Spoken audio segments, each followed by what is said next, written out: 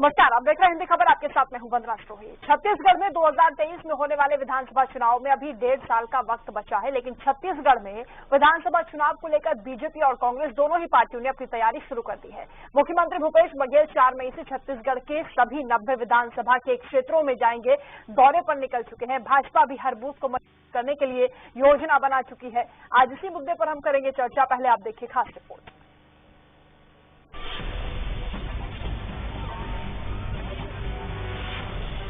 छत्तीसगढ़ में विधानसभा चुनाव को लेकर सियासत एक बार फिर गरमाई हुई है। खुद मुख्यमंत्री भूपेश बघेल पूरा दारोमदार अपने ऊपर ले रहे हैं। सीएम भूपेश बघेल 4 मई से प्रदेश की 90 विधानसभा के दौरे पर निकल चुके हैं, जिसकी शुरुआत सरगुजा संभाग से की गई है। सीएम मुख्यालय में पहुंचकर आम जनता से सीधा संवाद कर रहे हैं, तो भेंट मुलाकात कार्यक्रम के तहत स्थानीय लोगों की छोटी छोटी समस्याओं का भी समाधान करते नजर आ रहे हैं। अब वो सोच ही रहे हैं अभी तक के, चाहे राम वनगमन पर्यटन पर्वत की बात हो, चाहे गौठान की बात हो, चाहे हमारे तीज त्योहार मनाने की बात हो, चाहे राजगीत की बात हो, चाहे वो बोरे बासी खाने की बात हो, वो केवल सोच ही रहे हैं, आगे भी सोचते रहेंगे। वहीं बीजेपी हर बूथ पर कैंपेन चलाकर अपनी रणनीति को धार दे रही है। इसलिए भाजपा के तमाम बड़े नेताओं और पदाधिकारियों को बूथ मजबूत करने की जिम्मेदारी दी गई है।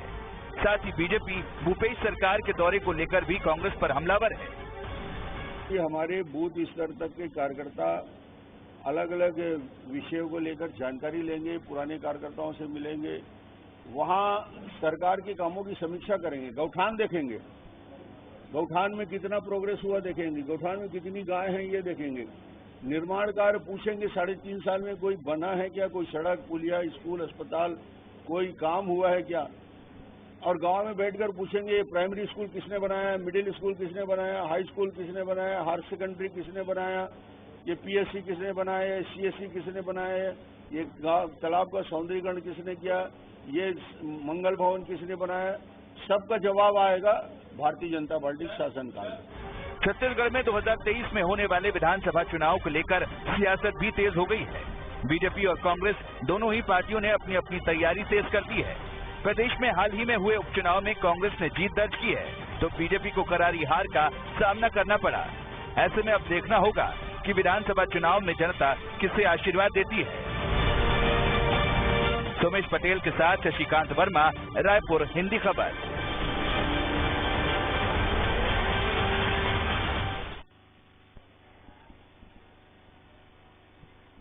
चलिए चर्चा की शुरुआत करेंगे। तमाम खास मेहमान हमारे साथ जुड़ चुके हैं, परिचय आपसे करा दें। नितिन भंसाली जुड़े हैं, प्रवक्ता हैं कांग्रेस के, स्वागत है आपका। संजय श्रीवास्तव जी, प्रवक्ता बीजेपी, जुड़ रहे हैं, आपका भी स्वागत है। अनिल द्विवेदी जी, वरिष्ठ पत्रकार हैं, आपका भी स्वागत। शुरुआत नितिन जी आप से कर रही हूँ। उपचुनाव में आप लोग जीत गए, अच्छी बात है, लेकिन अब जो विधानसभा चुनाव है उसको लेकर तैयारियां बीजेपी ने भी तेज कर दी है। आप लोग अपने आप को कहाँ देख रहे हैं? मुख्यमंत्री ने दौरा भी शुरू कर दिया है, कैसा रिस्पॉन्स मिल रहा है? देखिए, हम तो हमारे कामों को लेकर जनता के बीच है। एक पब्लिक ऑडिट माननीय मुख्यमंत्री जी जिस प्रकार 90 विधानसभाओं का दौरा करके 1 to 1 हो रहे हैं भेंट मुलाकात कार्यक्रम के साथ, उसमें उनके मुख्यमंत्री जी के जो ड्रीम प्रोजेक्ट थे या जो सरकार द्वारा जो जन कल्याणकारी योजनाएं चलाई जा रही, उसका फीडबैक लेने के लिए यदि प्रदेश का मुखिया, हमारी टीम के कप्तान यदि मैदान में उतरते तो इसमें तो बीजेपी को भी स्वागत करना चाहिए। कहीं कोई कमी हो, कहीं कोई शिकायत हो तो भाजपा के कार्यकर्ताओं को भी खुलकर वहां पर सामने आना चाहिए। वहां तो खुला दरबार है, आम जन के लिए, आम जनता के लिए मुख्यमंत्री वहां पर विधानसभाओं में दौरा कर रहे हैं, औचक निरीक्षण कर रहे हैं, और जहां पर छोटी मोटी चूक भी मिल रही है, आप लोग लगातार टीवी चैनल्स में आपकी रिपोर्टिंग होती होगी, आप देखते होंगे कि उस पर त्वरित कार्रवाइयां भी हो रही हैं, चाहे राशन कार्ड का मामला हो या कोई भी मामला हो, चाहे स्वास्थ्य से जुड़ा मामला हो।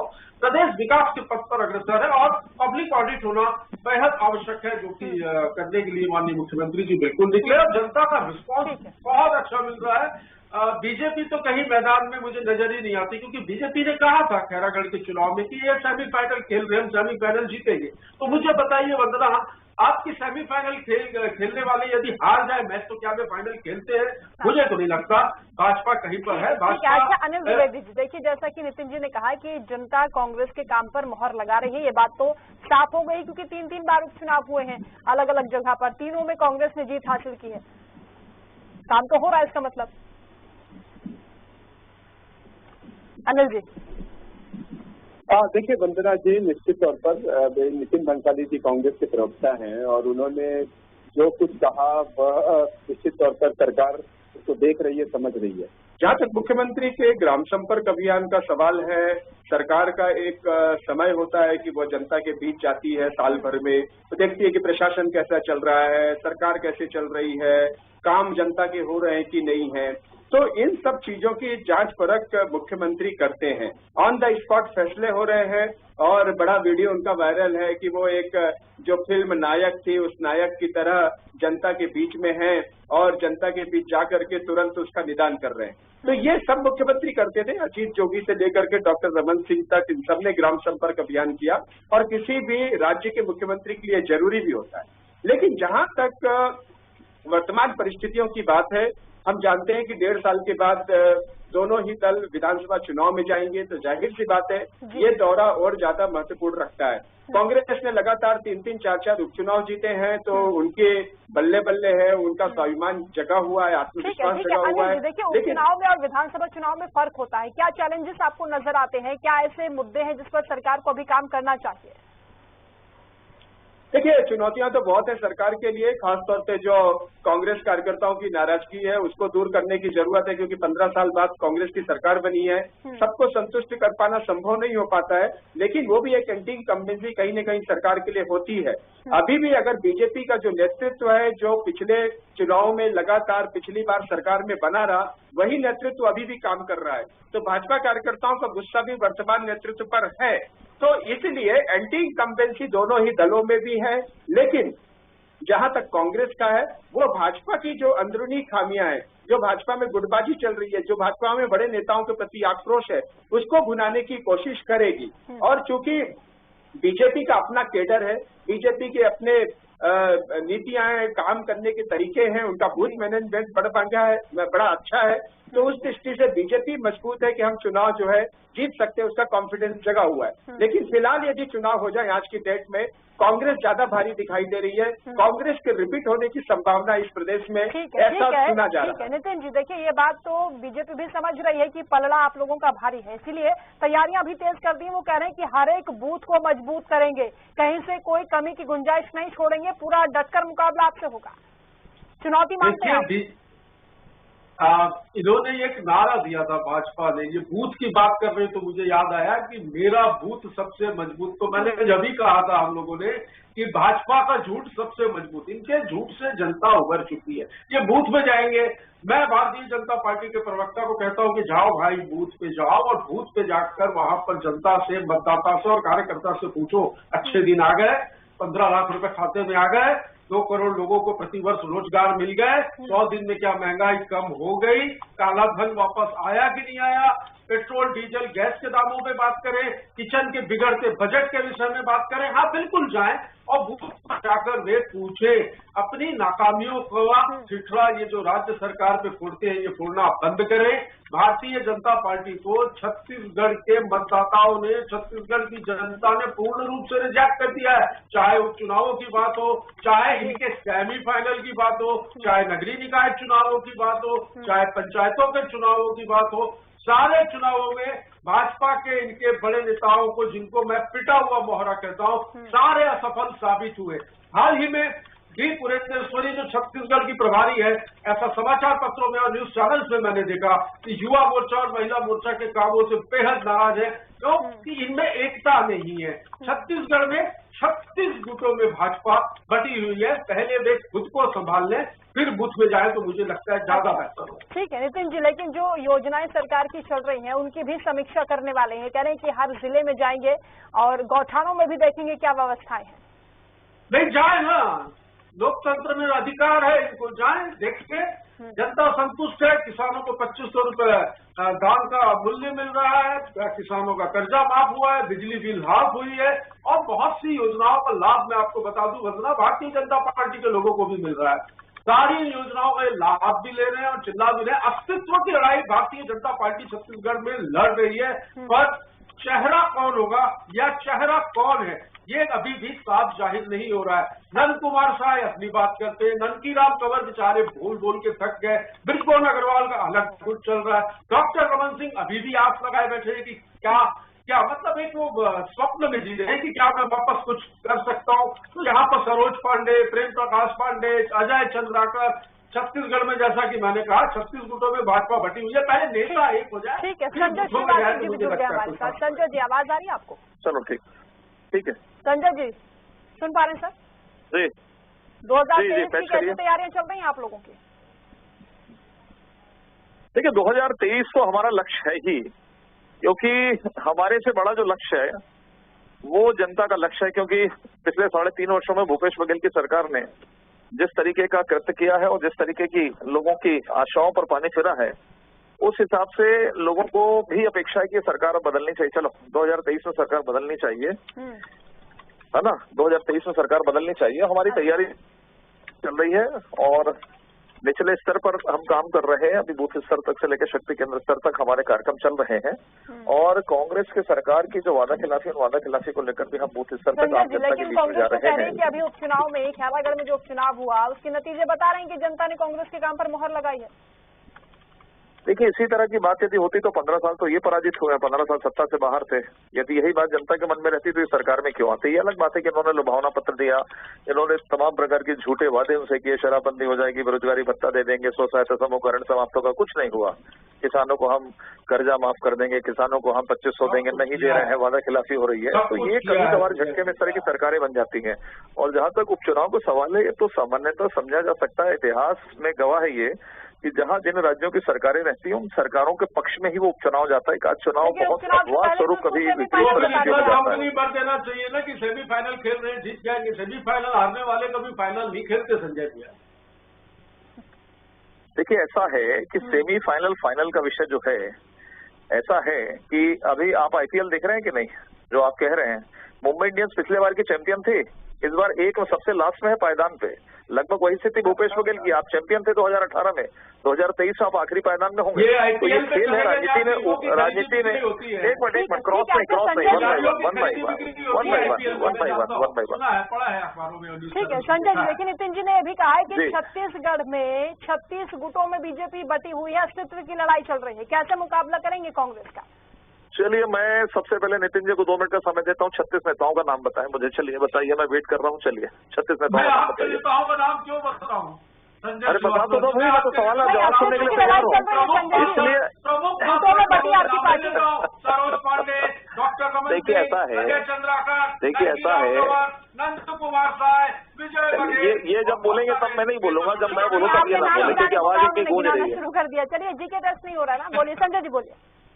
हाँ देखिए ऐसा है कि ये सब मधोशी के आलम में जीने वाले लोग हैं। 15 साल बाद सत्ता में आई है, 3.5 साल के बाद की स्थिति इनसे छुपी हुई नहीं है। मुख्यमंत्री जी फ्रस्ट्रेटेड हो गए हैं, वो एक लड़की को बोलते हैं नेतागिरी मत कर। ये स्थिति पर सरकार आकर खड़ी हो गई है 3.5 साल के अंदर में। अब इनकी मानसिक, अब बीच में नहीं बोलो ना, बीच में मत बोलो, बीच में नहीं भाई, बीच में नहीं, बीच में नहीं, बीच में मत बोलो, चिल्लाओ मत, बीच में नहीं। अब ये क्या है? चलिए धन्यवाद, खत्म करते हैं डिबेट को, खत्म करें।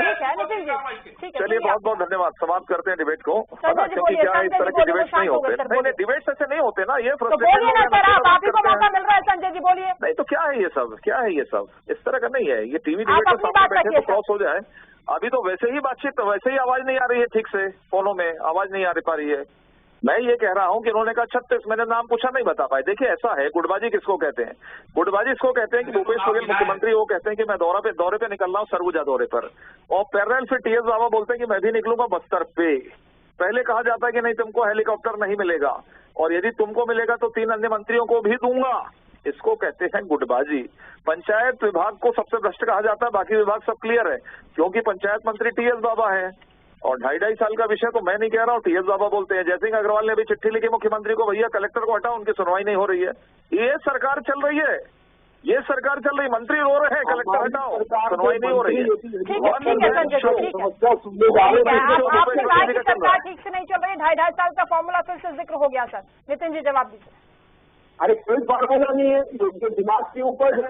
मैंने कहा मुद्दा नहीं है, मुद्दा विहीन विपक्ष है, कुछ नहीं तो ढाका, कुछ नहीं तो हेलीकॉप्टर, ये उड़ते थे हेलीकॉप्टर में इतनी जोर से गिरे हैं, पैराशूट खोल के गिरे थे, पैराशूट इनका फेल हो गया था, तो ऐसे जमीन पर गिरे हैं। 15 साल सरकार चलाने के बाद 15 सीटों में ये सिमट कर रह गए। हमारे नेता, हमारे मंत्री हेलीकॉप्टर में यदि घूम रहे हैं तो माननीय मुख्यमंत्री जी का ये एक वो है कि वो जल्द से जल्द पूरे प्रदेश का जो है वो दौरा कर ले, क्योंकि एक व्यक्ति एक दिन में कितनी विधानसभा घूमेगा। तो उन्होंने अपने वरिष्ठ मंत्रियों को भी इसमें शामिल किया और वो दौरा कर रहे हैं। अच्छी बात है, लोगों से मिल रहे हैं, समस्याओं को सुन रहे हैं, ऑडिट होती है, पब्लिक ऑडिट, उसको देख रहे हैं, योजनाएं बराबर धरातल पर काम कर रही है कि नहीं कर रही, और क्या बेहतर किया जा सकता है इस विषय पर काम कर रहे हैं। इसका तो खुले मन से स्वागत करना चाहिए।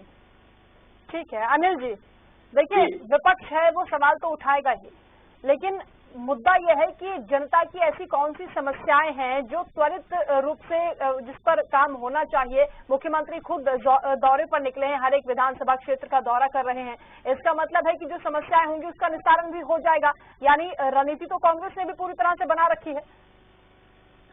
देखिए वंदना जी, ये तो शायद तय है कि मुख्यमंत्री, पूर्व मुख्यमंत्री डॉक्टर रमन सिंह के नेतृत्व में पार्टी ने जो काम किया बीजेपी ने 15 सालों तक, उसका अभी कोई मुकाबला इस सरकार में नहीं हो पा रहा है। लेकिन इसके कुछ दूसरे मुद्दे जो जनता को पसंद आए, जैसे कांग्रेस सरकार में मुख्यमंत्री भूपेश बघेल जिस तरह छत्तीसगढ़ी संस्कृति का ब्रांड बनकर उभरे हैं, उनके खिलाफ बीजेपी को कोई चेहरा भी सामने नहीं है। इसी तरह कांग्रेस सरकार में भ्रष्टाचार का न होना, ईमानदारी पूर्वक काम होना, प्रशासनिक अराजकता का न होना, तो ये सारे कांग्रेस के फेवर में चीजें जाएंगी।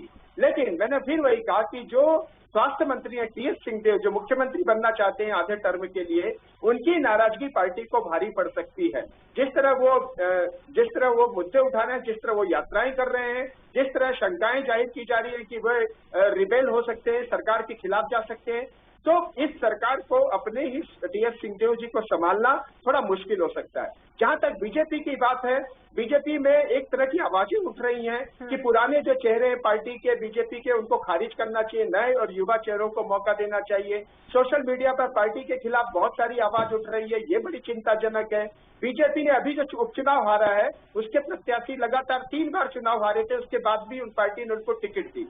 तो ऐसे तरह पार्टी में बहुत सारे संगठन और बदलाव की जरूरत है। हालांकि बीजेपी ने जिला स्तर पर जाकर के सरकार के खिलाफ मोर्चा खोलना शुरू किया है, लेकिन जो एंटी इनकम्बेंसी सरकार के खिलाफ है उसे बीजेपी कैसे बुनाएगी, ये एक रणनीति देखने वाली बात होगी। ठीक है संजय जी, क्या तैयारियां चल रही हैं आप लोगों की सरकार को घेरने के लिए? संजय जी सुन पा रहे हैं सर? हाँ बोलिए। आपकी क्या रणनीति है सरकार को घेरने के लिए? क्योंकि ये तो कह रहे हैं कि देखिए जनता का पूरा भरोसा है, पूरा विश्वास हमारे साथ है। देखिए ऐसा है, हर एक सत्ता पक्ष जो होता है उसको ये कहना ही पड़ता है कि उनको जनता पे भरोसा है, और हमें अपने पुराने कामों पर भरोसा है। इनके निकम्मेपन पर भी हमको बहुत ज्यादा भरोसा है कि जिस तरीके से 15 वर्ष बनाम 3.5 वर्ष केवल लफाजी करके, जिस तरीके से केवल बातों की बात करना, शराब बेचने में सरकार व्यस्त है, रेत खनन में सरकार व्यस्त है, तमाम प्रकार के गलत कामों में सरकार व्यस्त है, लेकिन हम इनके भरोसे नहीं है। हम अपनी तैयारी है, काट अंदर दबा गाड़ी मारेगा नहीं तो ये स्थिति है। तो मुझे ऐसा लगता है कि हम अपने कामों के आधार पर जो हमारी कमियां थी 2018 में, उन कमियों को दूर करके फिर से मतदान केंद्र स्तर पर जाकर काम कर रहे हैं, लोगों का भरोसा जीत रहे हैं। मोदी सरकार का भी सपोर्ट हमको निश्चित रूप से मिलेगा, जो बेहतर काम हो रहे हैं। तो मुझे लगता है कि ये तमाम प्रकार के काम, और सबसे बड़ा पक्ष इनका ही है, क्योंकि देखिए कंपेयर होता है। जब हमारे 15 साल सरकार थी, लगातार कांग्रेस चिल्लाती रहती थी, लेकिन आपको जनता ने मौका दिया, आपकी गलत वादा खिलाफी के कारण आज लोग परेशान हैं। तो ये एक बहुत बड़ा मुद्दा होगा। मुझे लगता है ये सब मिलकर एक बड़े अंतर के साथ 2023 से 15 साल के लिए रवाना है। और दूसरा, केंद्र सरकार से के साथ मिलकर हम लोग काम करेंगे, डबल इंजन की सरकार डबल रफ्तार से काम करेगी, जैसे दूसरे राज्यों में हो रहा है। कुछ नहीं है इनके पास, यहाँ छत्तीसगढ़ में नेता ही नहीं है। बातों बातों में इन्होंने कह दिया कि हमसे कमी रह गई थी, कमी नहीं, बहुत सारी कमियां रह गई थी। ये 15 साल जो आप लोगों का रावण राज इस प्रदेश में रहा, राम की बात करते हैं आप, मैं तो कहूंगा रावण राज रहा 15 वर्ष। हर बार नया रूप धर धर के बोलते हैं ना, बहरूपिया हाई के चेहरे पे नए चेहरे लगा लेते हैं लोग वाला गाना शूट होता है। हर बार एक नया जुमला लेके, नया चेहरा लेके जनता के बीच जाते हैं, छलते हैं और उनके फिर आपको पता है क्या होता है। किसानों को बोनस देंगे, 500 रुपए भत्ता देंगे, आदिवासी को गाय देंगे, बड़े बड़े वादे किए थे, कुछ नहीं कर पाए। और इनके ही पूर्व मुख्यमंत्री डॉक्टर रमन सिंह, मुझे बहुत अच्छे से याद है, रायगढ़ में भारतीय जनता पार्टी की कार्य समिति की बैठक में उन्होंने कहा था खुले मंच से कि कमीशन लेना 1 साल बंद कर दो तो सरकार बन जाएगी। इसका मतलब 14 साल 15 साल कमीशन दिया। जब उस प्रदेश का तत्कालीन मुख्यमंत्री जब उस बात को कहे बात है कि न चेहरा है न कोई प्लानिंग है। बूथ में जाए और जैसे बूथ में जाकर मैंने जो कहा वो पूछे कि 15 लाख रुपए खाते में आए कि नहीं आए, अच्छे दिन आए कि नहीं आए, 100 दिन में महंगाई कम हुई कि नहीं हुई, और क्या काला धन आया कि नहीं आया, पेट्रोल डीजल गैस रसोई गैस के और किचन के बिगड़ते बजट के विषय में बूथ में जाकर चर्चा करें तो भारतीय जनता पार्टी के लिए पता चलेगा कि कितना ज्यादा आक्रोश जनता का 15 साल की बीजेपी की सरकार के ऊपर और अभी केंद्र में 7 साल से जो मोदी जी की सरकार है उसके खिलाफ है। 2023 बड़ा हथियार है भ्रष्टाचार को लेकर। अगर आप जनता के बीच जाएंगे, 15 सालों का काम गिनाएंगे तो जनता विरोध करेगी आप लोगों का। संजय जी आराम से सुन पा रहे हैं सर? आवाज नहीं पहुंच रही। अनिल द्विवेदी जी, भ्रष्टाचार एक बड़ा हथियार है कांग्रेस के लिए? नहीं, मुझे नहीं लगता कि अभी देखिए 3 साल का कार्यकाल पूरा हो गया है और बीजेपी कोई बहुत बड़ी चुनौती भ्रष्टाचार के तौर पर कोई कांड उसने उजागर किया हो या सरकार मुश्किल में आई हो, मुझे नहीं लगता। भूपेश बघेल सरकार के किसी भी मंत्री पर कोई करप्शन के आरोप अभी तक लगे हैं। राजनीतिक आरोपों की बात आप छोड़ दीजिए। नहीं, कांग्रेस हथियार बना रही है ना भ्रष्टाचार जो बीजेपी का 15 सालों में रहा, उसको लेकर। नहीं, बीजेपी का जो भ्रष्टाचार था उसकी सजा तो जनता ने उसे दे दी है। अब तो वो नए सिरे से तराशेगी कि बीजेपी का क्या योगदान है। देखिए, मैं 2-3 लाइन में एक बात खत्म करूंगा कि जैसे जैसे चुनाव सामने आएंगे बहुत से राजनीतिक बदलाव देखने को मिलेंगे। खासतौर पर जातिवाद और क्षेत्रवाद पर आधारित वोट बैंक को आकर्षित किया जाएगा। इस सरकार ने क्या विकास कार्य किए ये भी बड़ा मुद्दा होगा। भाजपा पार्टी में जरूर खटबदाहटें हैं, लेकिन उनका जो तुरुप का इक्का है वो है संघ परिवार। कवर्धा और बाकी शहरों में जिस तरह जातिगत और धर्मगत विवाद उठे हैं, हिंदुत्व का मुद्दा हावी हुआ है, भाजपा उसे अगले चुनाव में बुना सकती है और कांग्रेस के लिए बड़ा सरदर्द होगा। नितिन जी, सहमत है आप इनकी बात से? बिल्कुल सहमत नहीं हूँ। भाइयों को लड़वाना, जातिवाद को जन्म देना, हिंदू मुस्लिम की बात करना, चुनाव के समय गौ माता का और भगवान श्री राम का नाम लेना और ढोंग रचना, स्वाग रचना, ये बीजेपी की नीयत है।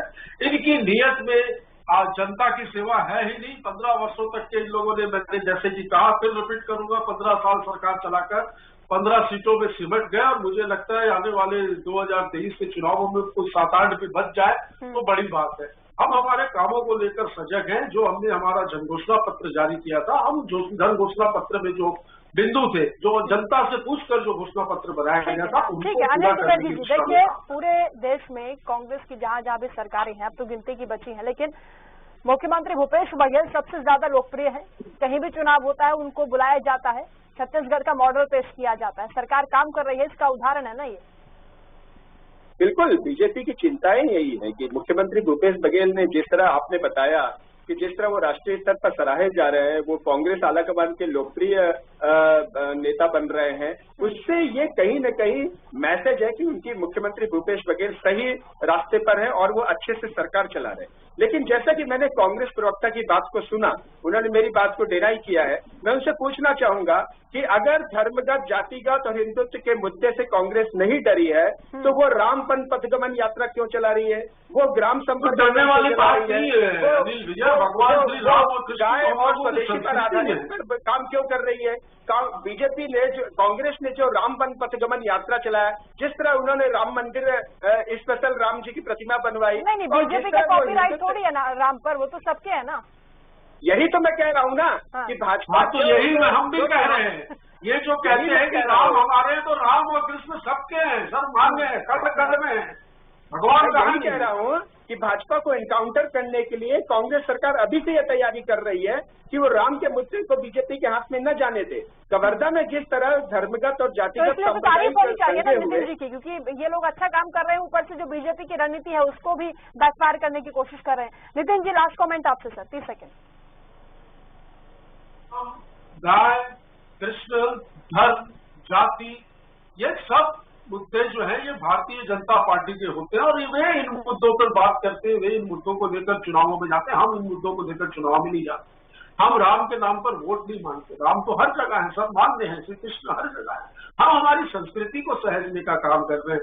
हमने जो, मैंने जैसा कहा वंदना जी कि हम हमारे घोषणा पत्र, जन घोषणा पत्र में जो बिंदु है, 5 वर्ष पूरे होने जा रहे हैं, 3.5 वर्ष हो चुके हैं, तो हमारी यही कोशिश है कि वो सारी हमारी जो जन घोषणा है वो पूरी हो और एक प्रदेश में सुशासन कायम हो। जनता ने, इस प्रदेश के किसान ने, इस प्रदेश के मजदूरों ने, इस प्रदेश की माताओं ने, बहनों ने, विद्यार्थियों ने जो भरोसा कांग्रेस पे जताया है, हम उस भरोसे पर खरे उतर रहे हैं और हम और बेहतर दिशा की ओर कार्य करने का, इस प्रदेश को प्रगति के पथ पर ले जाने का जिस भरोसे के साथ, जिस उम्मीद के साथ जनता ने आपको चुना है, उस भरोसे पर आप खरा उतरेंगे। बहुत शुक्रिया आप सभी का हमारे साथ जुड़ने के लिए, चर्चा में शामिल होने के लिए। तो कुल मिलाकर 2023 की तैयारी अभी से शुरू कर दी गई है। बीजेपी लगातार कई मुद्दों को लेकर सरकार को घेरने की कोशिश कर रही है, हर बूथ को मजबूत करने की रणनीति बना रही है, लेकिन कांग्रेस का साफ कहना है कि हमारा जो काम है उपचुनाव में जनता ने देखा है, उस पर मुहर लगाई है, आने वाले वक्त में भी जनता आशीर्वाद देगी। नमस्कार।